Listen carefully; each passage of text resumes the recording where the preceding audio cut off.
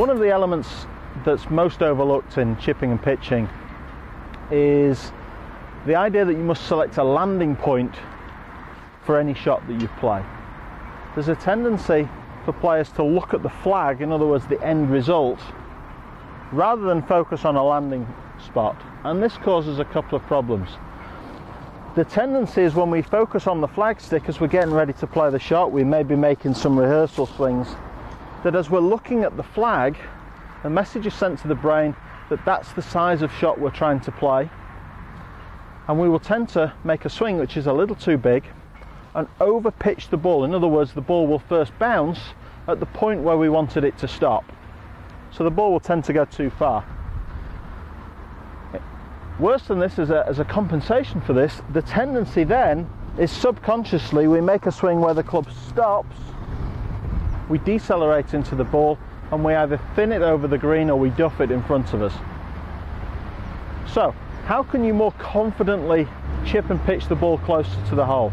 Well, the first thing is to understand and select a landing point and use that as your focus. We're aware that the flag is on the green, we know roughly where that is, we don't need to focus on it. We simply select a point on the green where we first want the ball to bounce, and in our routine we build our practice swings to the point that we want the ball to bounce, not where we want the ball to finish up. So I've placed a hula hoop here out on the green, and this is going to represent the point where I'm trying to land the ball. And as I'm getting ready to play the shot, rather than look up at the flag, I simply focus on the hoop.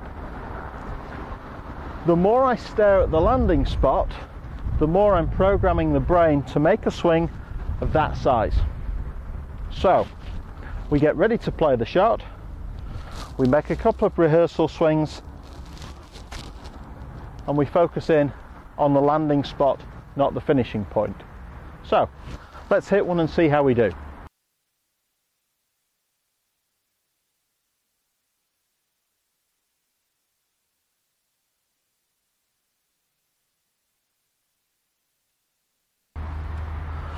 Okay, so as you can see, the ball pitched up very close to the hoop there, just a couple of inches away, and it released up the green, finished 3 or 4 feet away from the flag.